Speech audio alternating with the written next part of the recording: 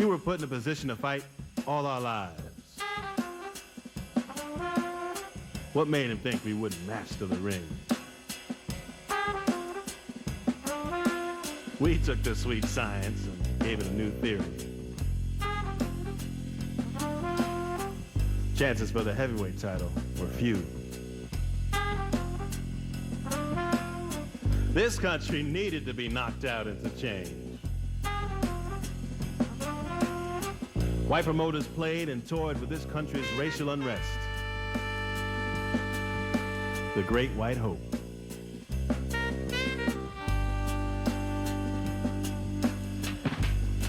Many fighters never got the chance they deserved. White champions coveted the title. They wouldn't want to lose it. From the heart and the struggle of the true champions, this country's bigotries would fade into respect.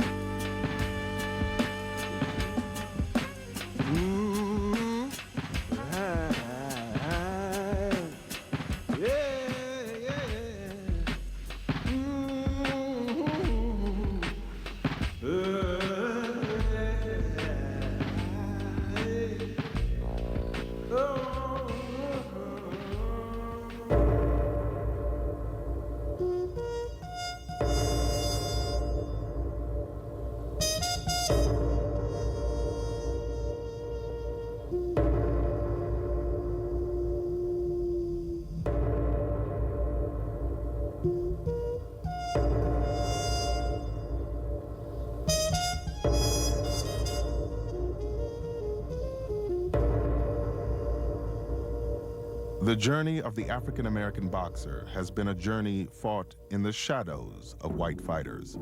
Their struggle has been the struggle of all black Americans, one that grew from the seeds of slavery and took hold in a post-Civil War America when blacks gained their freedom.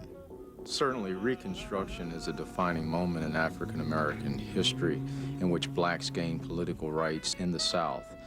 And with those rights, whites, especially in the South, saw blacks gaining social equality.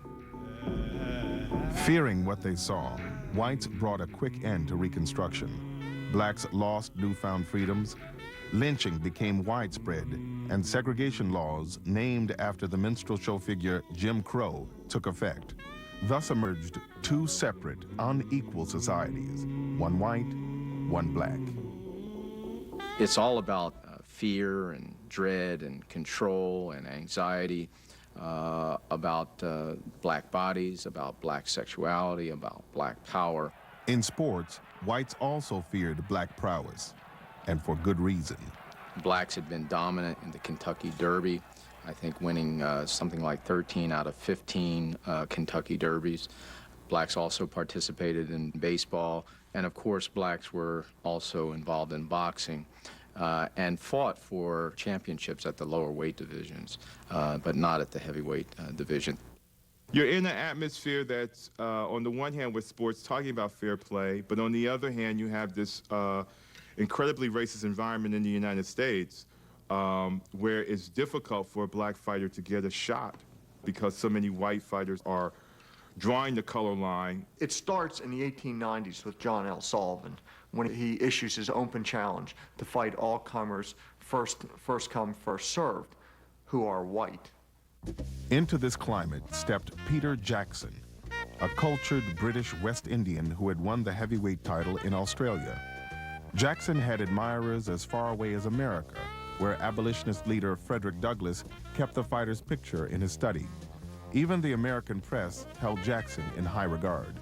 The National Police Gazette, which was the leading sports paper of the late 19th century in the United States, was fairly racist paper in many respects, but one of the things that it touted all the time was writing about black fighters and saying that they deserved a chance to compete for titles and so forth. In 1888, Peter Jackson came to America in search of greater fame. After defeating white opponents and winning over white fans, he tried and failed to take on heavyweight champion John L. Sullivan. I will not fight a Negro. I never have, and I never shall. With no title at stake, Jackson settled for a match against gentleman Jim Corbett in 1891. The two guys had a lot of respect for each other. Corbett was on a trajectory to fight for a title. Jackson was thinking he was on a trajectory to possibly fight for a title. An interesting thing about Jackson, some people felt that his style against Corbett was somewhat cautious. A lot of people felt that the public would not accept a super aggressive black fighter, especially a super aggressive black fighter beating up a white fighter. After 61 rounds, the bout ended in a draw. Despite Jackson's showing, it was Corbett who would fight for the title and become champion. A frustrated Jackson went to England, where he gained a measure of fame by winning the British heavyweight title. In the years to come, he had difficulty finding matches and rarely fought. At the age of 40, Peter Jackson died in Australia, never having fought for the world heavyweight crown. The official cause, I believe, was tuberculosis, but some say that he gave up on life and didn't care and led a rather debilitating existence after the refusal of all these fighters to give him a chance.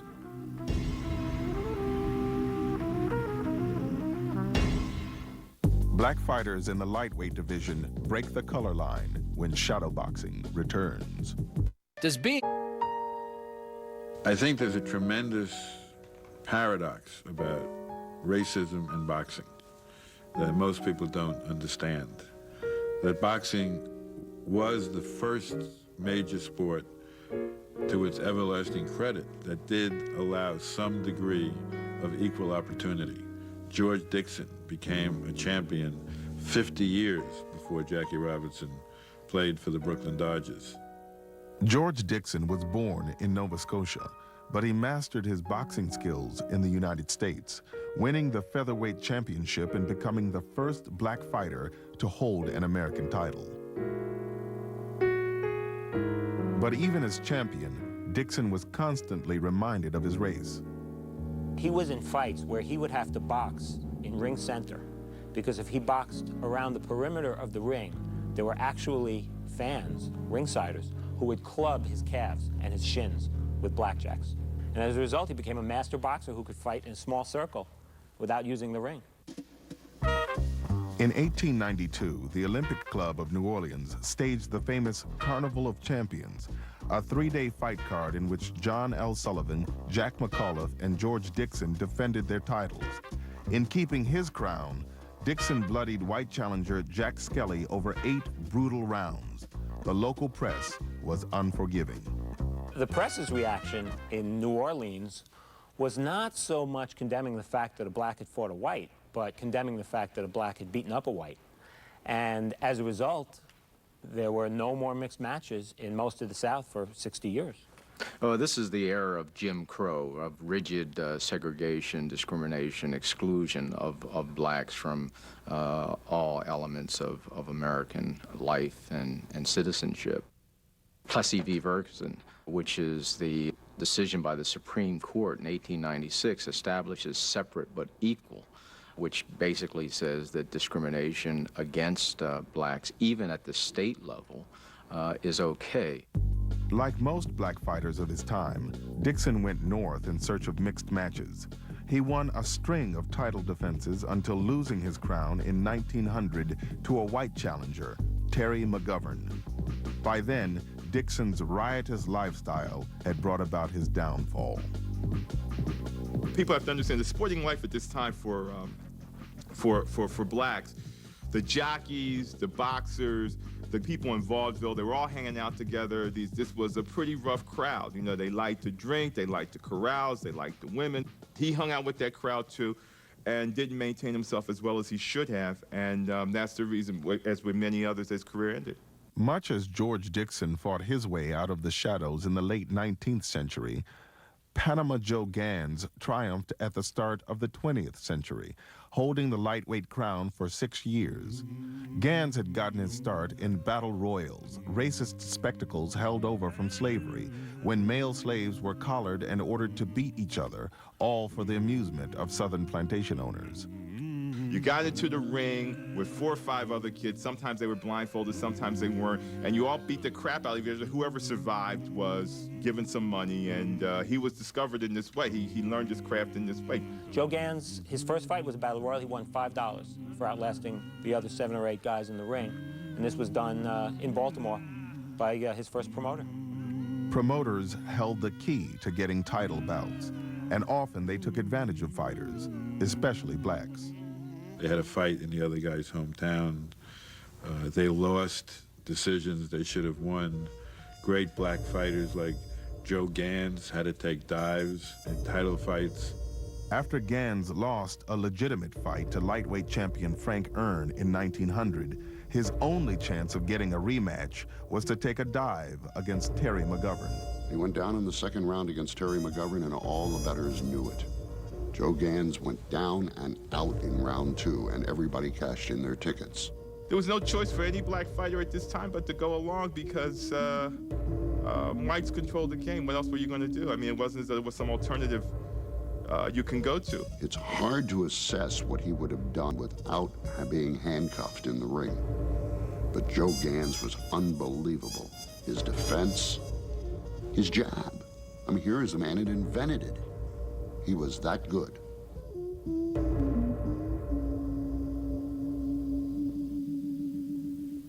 A black heavyweight finally gets his chance. His name is Jack Johnson. Shadowboxing continues in a moment. If you Defiant, gifted, reckless, hated, and loved. Jack Johnson was as talked about as any American figure of his time. The son of a former slave, Johnson grew up in Galveston, Texas in the late 19th century when blacks were forbidden even to use the same sidewalks as whites. In his teens, Johnson fought in clubs as far away as Chicago, always in the shadow of white fighters and always for little pay. Johnson got the idea that the only way to make money in the sport was to move out of the Negro leagues, if you want to look at it that way, to move in to fighting whites at the highest possible level. But in the early 1900s, blacks were still denied heavyweight title fights.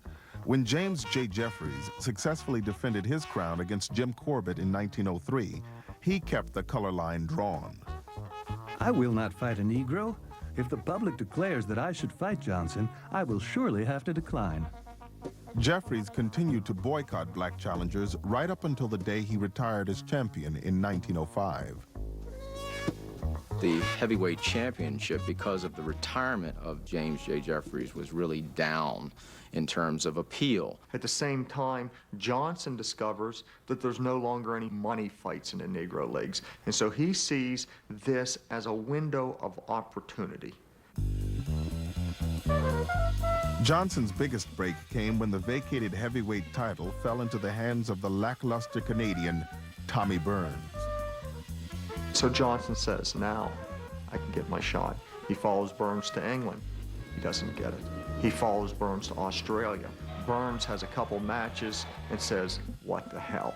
Why not fight Johnson?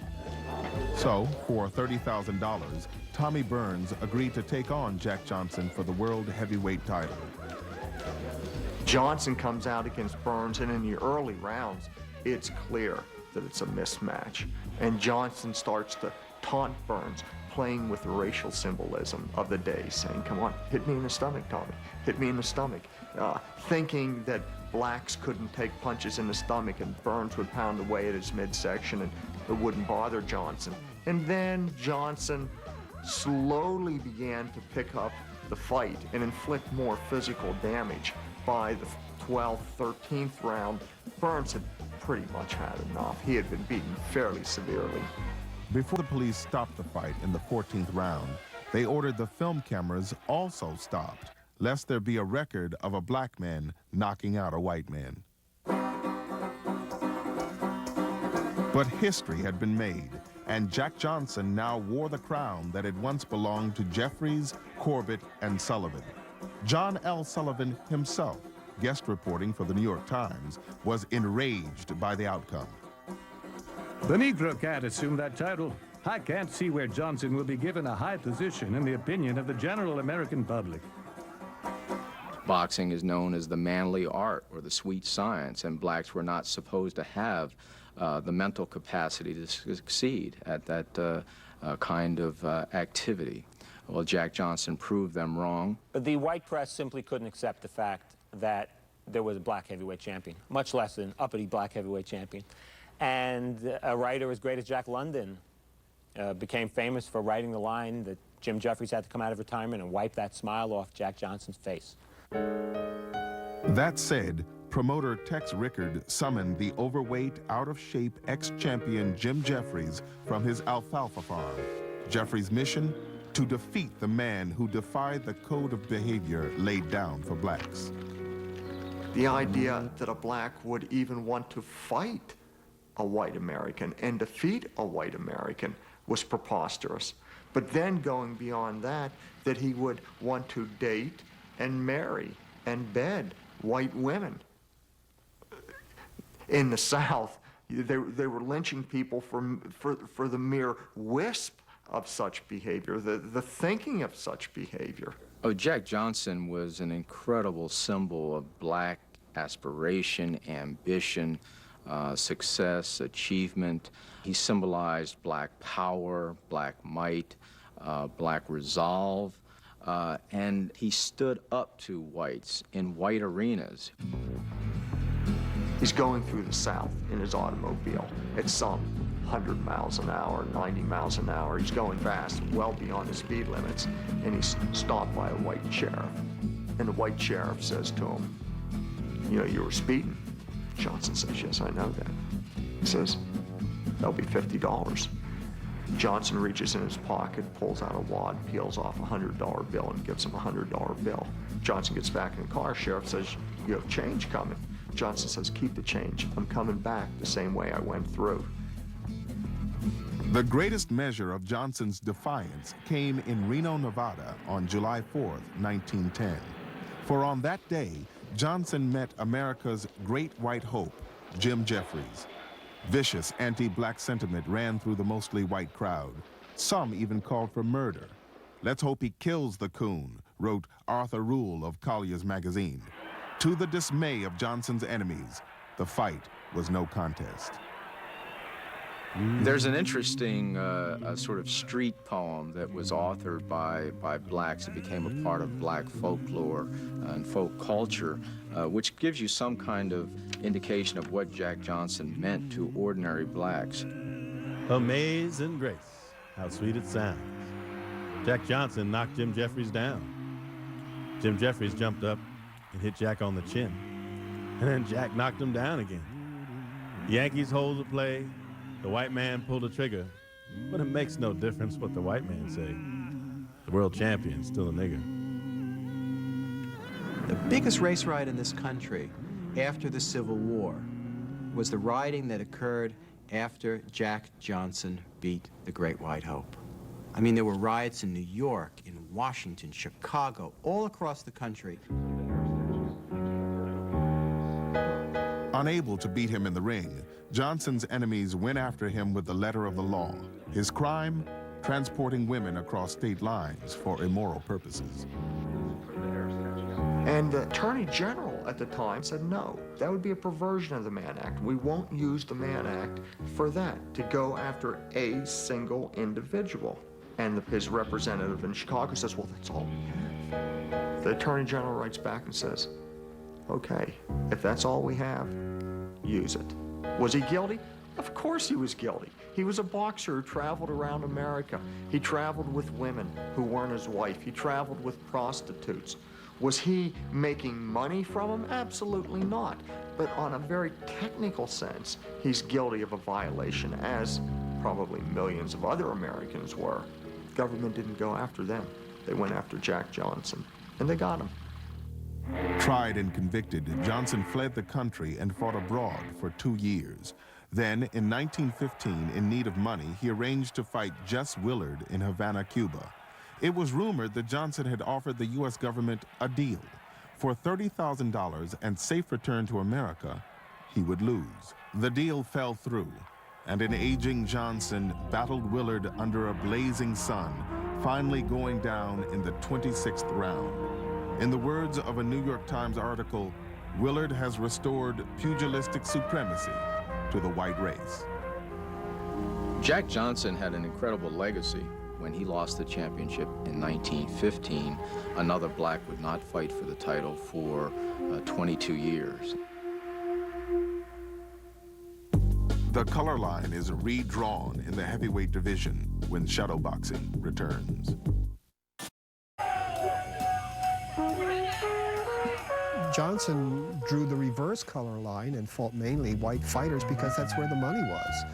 Two black fighters fighting each other weren't going to generate the kind of dollars that Jack could get by fighting white opponents. That Jack Johnson wanted easy matches and easy money meant that the most deserving black challenger of the day, Sam Langford, would be forced to box in the shadows with little hope for a title shot.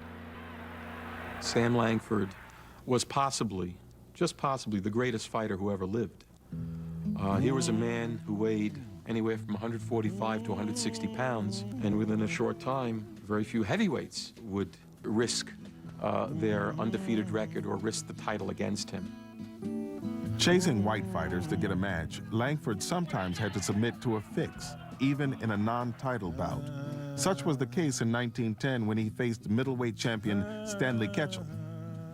Langford was told not to hurt Stanley Ketchel, and Ketchel, midway through the fight, decided to try and knock out Sam Langford. Langford, in the course of defending himself, just brutalized Stanley Ketchel, but held back from knocking him out. The fight was ruled a no decision, and despite Langford's cooperation, he never got a chance to fight for Ketchel's crown. Instead, Langford fought other black boxers over and over. 10 times each against Sam McVeigh and Joe Jeanette.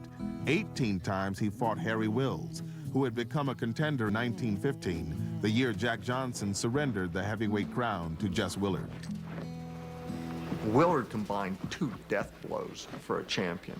Number one, he had no personality. He was a boring fighter, and outside the ring, he was a boring person.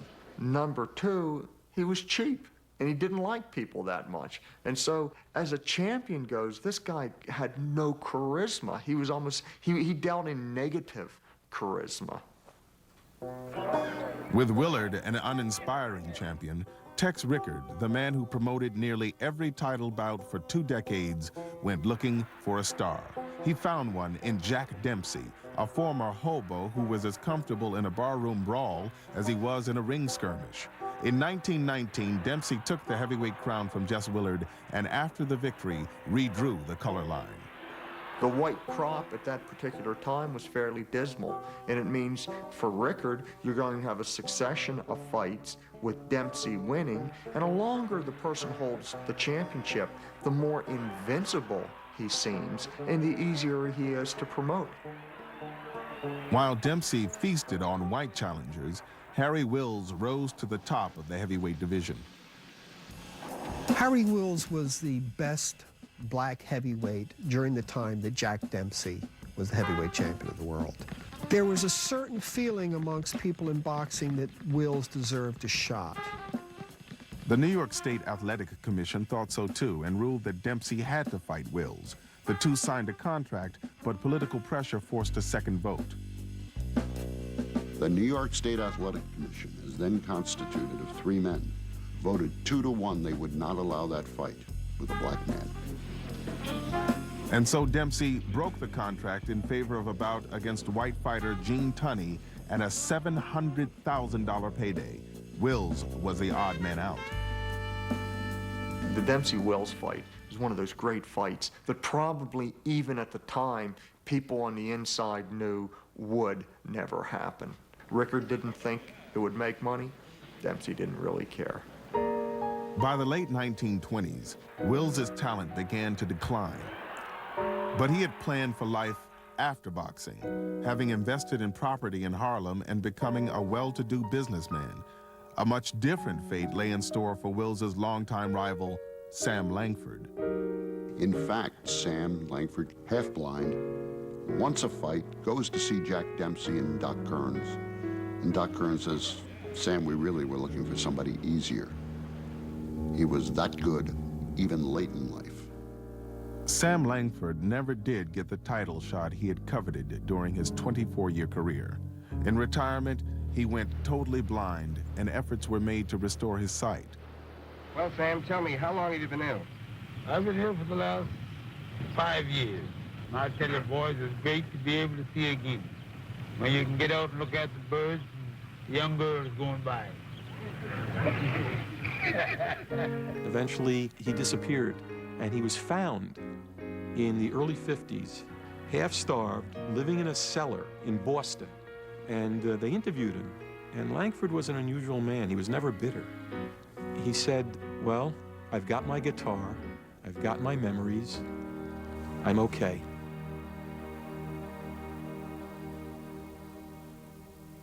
Joe Louis emerges from the shadow of white fighters and changes America inside and outside the ring. Shadowboxing returns in a moment.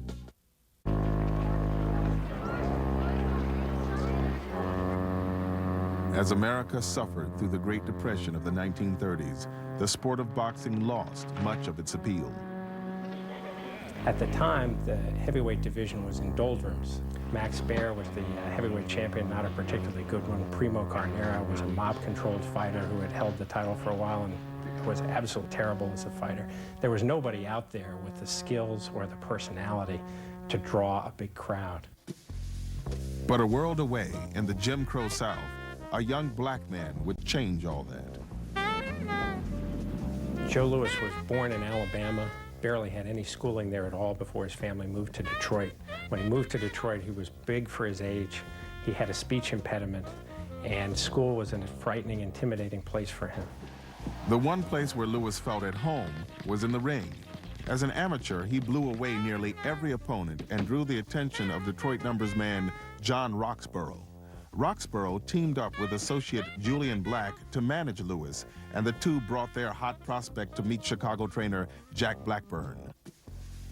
And Blackburn said, I don't want any part of training a black heavyweight. We both know he's not going to get a shot at any good fights. You know that he's going to be set up to lose. And Black and Roxborough assured Blackburn that they would provide the financial backing to make sure that Louis had a chance at actually winning his fights. And Blackburn reluctantly agreed to take him on for a couple of weeks. It was the middle of the Depression. He needed the money. With Blackburn in his corner, Louis turned pro in 1934 and quickly became a contender. His first fight, a one-round knockout of Jack Kraken, was followed by 17 more wins in less than a year. Well, Joe, as your manager, I'm going to do everything possible to get you a chance to fight for the championship. Thank you. His manager set a list of rules. Joe would never be photographed with white women. Joe would never show emotion after beating an opponent. This was all fine and dandy and painted a good image, but the fact is, it really was Joe Louis. He was the anti-Jack Johnson. Even so, Louis had difficulty breaking the color line of the big-time New York boxing scene, until he met ticket scalper turned promoter Mike Jacobs. Mike Jacobs realized that Joe Louis was the best heavyweight talent out there, and despite Louis's color, was willing to take a chance on him. Jacobs was able to negotiate a fight at Yankee Stadium with Primo Carnera, the ex-heavyweight champion of the world, who was a 6'6", 250-pound stiff. In dropping Carnera to his knees 3 times in the 6th round, Louis's New York debut was a sensation with the press, but he couldn't escape being written about in the context of his race. Jack Cuddy called Joe Louis the Black Menace, the Dark Destroyer, the Golden Puma, and last, the Brown Bomber, which was the name that really stuck with Joe Louis. After knocking out former champion Max Baer in 1935, Louis was on his way. A year later came his next big fight against Germany's Max Schmeling. 1936, Yankee Stadium, New York. Joe Louis, the Brown Bomber, beats former heavyweight champion Max Schmeling of Germany in a scheduled 15-round bout. What was supposed to be an easy warm-up to Louis's title shot against James Braddock turned into an upset. That right cross hurt Louis. He's Rocky.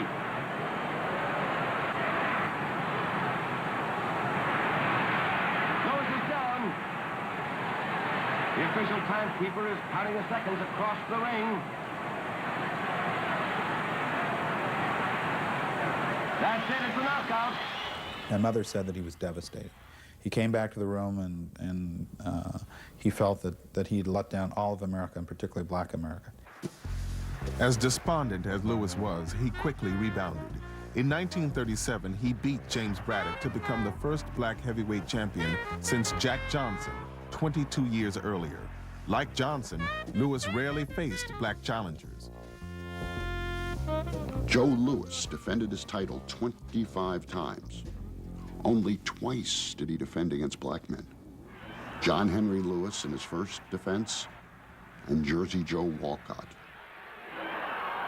The rest of his challengers were white. If Joe Louis had spoken out against racism, no one would have listened, and he would not have gotten the chance to win over white America. He was, just by standing up, just by getting in the ring with white fighters, Lewis was the most militant black man in the world. Lewis was never more militant in training than when he was getting ready to face Max Schmeling for their 1938 rematch. With Adolf Hitler marching through Europe, Lewis had unwittingly become a national symbol of freedom and democracy. President Roosevelt even called Lewis to the White House. He felt my muscles and said, these are the type of muscles we're going to need to beat Germany with. You almost had the feeling that whoever won this fight would win World War II. Crushing right explodes on Schmelling's jaw, and Max goes down for the third time. It doesn't look like Schmelling's going to make it. It's all over. It was like the end of the war. It was really a feeling that we've won. In Harlem, of course, it was all of the New Year's Eves of the 20th century rolled into one glorious night. That fight made Joe Louis. It made him an instant legend. That's when he transcended from being the heavyweight champion of the world to a true American hero. The irony, of course, was that he was representing freedom and democracy across the world when he couldn't live those freedoms or democracy. You cannot talk to any African American who was alive in the 1930s without their talking about the impact that Joe Louis had on their lives. When I was a teenager, black youngsters had no symbols of success to which they could turn. Joe Louis became our symbol of achievement. He became our idol.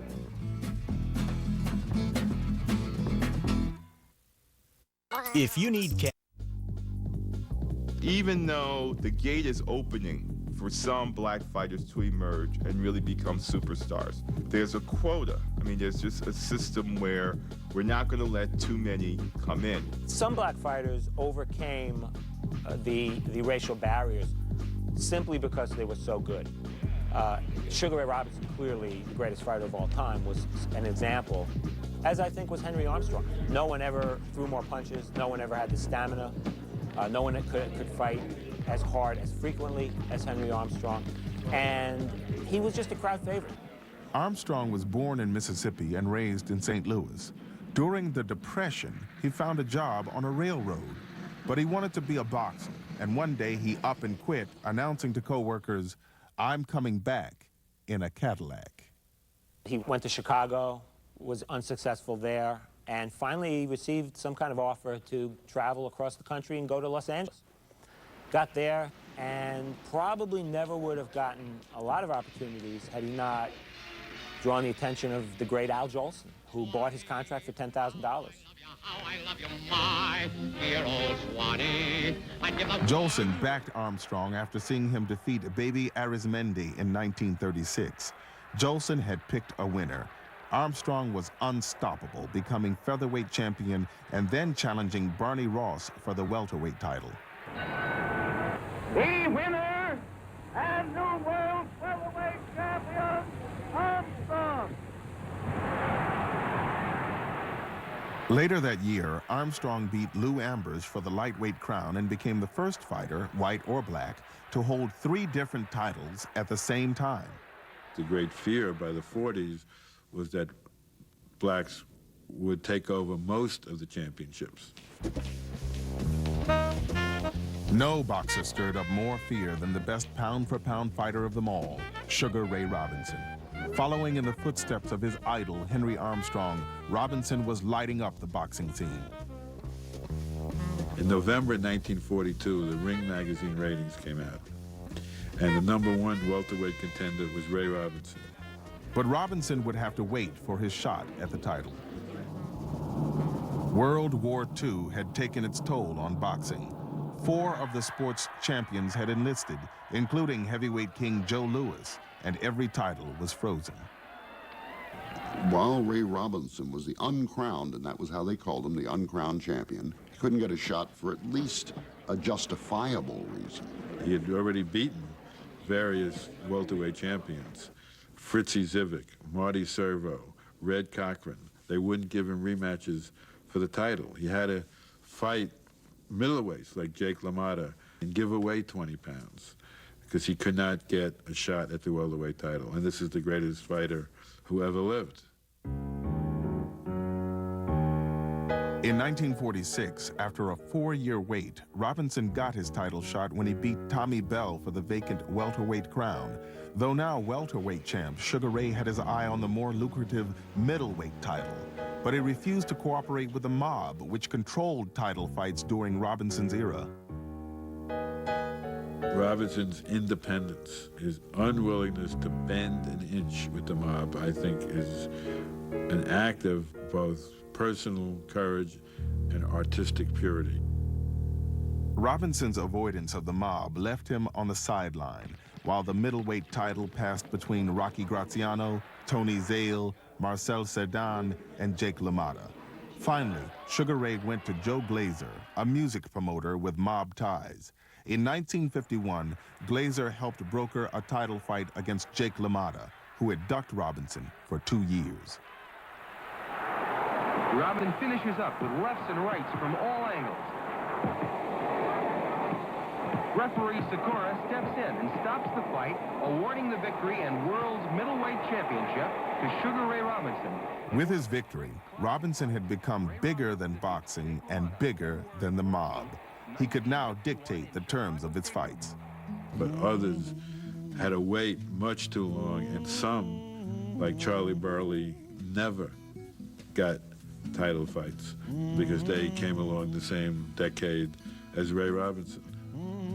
Burley boxed in Sugar Ray Robinson's shadow, always a few notches behind him in the rankings. I think the difference between Sugar Ray and Charlie Burley was they were both great fighters, but Sugar Ray had that little bit extra, the charisma, that allowed him to take his personality beyond the ring. Charlie Burley didn't have that going for them. So if you had 2 great fighters and one you were going to give a break and the other you were going to screw, you would give the break to Sugar Ray because he had the charisma that Burley lacked. Like Charlie Burley, the Cincinnati Cobra, Ezzard Charles, lacked the flash of Sugar Ray Robinson. Ezzard Charles was one of the great fighters and the most unappreciated fighter of all time. And he was, I think, symptomatic of the whole essence of boxing. As a middleweight, almost all winning. As a light heavyweight, better if possible. He couldn't get a shot at anyone. By the time he was 20, Charles had beaten Charlie Burley twice. He later defeated Archie Moore, and then against the ever-dangerous Lloyd Marshall, he went down in the 2nd round and came back to win. But Charles suffered a tragic victory in his 1948 match with Sam Baruti. Unfortunately, his career goes south in terms of his desire when he kills Sam Baruti in the ring. Distraught over Baruti's death, Charles briefly retired. When he returned, he got what had eluded him during his prime fighting years, a shot at Joe Louis's heavyweight title. Hey. With the end of World War II, America inched closer toward integration. In the 40s, it's not quite so socially acceptable in many circles to be so virulently racist as you might have been back at the turn of the century. Boxing corrected its sins a lot quicker than the Supreme Court. Because after the war, they began to allow blacks to move up through the ranks and challenge. In large measure, Joe Louis was responsible for America's new racial consciousness. Joe Louis doesn't get nearly the amount of credit he should. All the credit that Jackie Robinson gets, I think Joe Louis should receive and more. In holding the heavyweight title for 12 years with dignity and grace, Louis influenced white attitudes toward black Americans.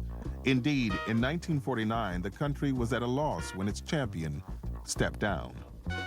When Louis retired, they needed somebody to step into that role that Louis had enjoyed for so many years. That somebody turned out to be Ezzard Charles. Having moved up to the heavyweight ranks, Charles beat the top challengers in the division, including Jersey Joe Walcott, and by all accounts was the new heavyweight champion. But Charles wasn't fully appreciated until 1950, when he defeated a recently unretired Joe Louis for the undisputed heavyweight title. The fight's gone all the way, and an era ends as the bell sounds. For the first time in boxing history, the heavyweight title passed from one black man to another black man. So what? And since I won the championship, I feel very proud about it, and I'll try and do my best to keep it as clean as the previous fellow who just stepped down, Joe Louis. I'll try to be as much of a credit to it as he was. Like Charles, the hardest luck fighter of all, Archie Moore, finally got his chance. Almost all the racism of boxing comes together in Archie Moore's career of underpaid, have to fight in the other guy's hometown, give away weight, #1 contender for 10 years without a title shot. Like Sugar Ray Robinson, Moore's biggest obstacle may have been his refusal to cooperate with the mob. I never made friends with those kind of guys. And even though Frankie Carpo was supposed to be a gangster, I had nothing to do with him. He was looking for a title shot, but never hooked up with the right people. And part of that hooking up with the right people was, in a sense, selling your soul to those people. Ms. Willie Moore and Mr. Cleveland Moore gave me the right words to say when I was young. Say no anytime anyone asks you to do something that's tricky or whatnot or unfair. Say no. For years, Archie Moore was a vagabond, traveling anywhere and everywhere to get a fight. What Moore used to do was used to adopt hometowns. For one period, he had like 15 fights in Cleveland. Then he adopted Baltimore as his next hometown, and he had 20 fights in Baltimore, when he still didn't earn any money. This is the biggest moment in Moore's life. It's his first shot at the title after 16 years in the ring, and after many years as top contender in the light heavyweight division. When Moore finally did get a shot at Joey Maxim's light heavyweight title in 1952, he was at least 39 years old and a veteran of more than 200 fights. And he had to take Joey Maxim's legendary manager, Doc Kearns, in as his new co-manager, who took 10% of all of his earnings after that, just to get the opportunity to box Joey Maxim for the title. When Archie Moore finally did get a title fight, beating a very colorless champion in Joey Maxim, I believe he took home about $800.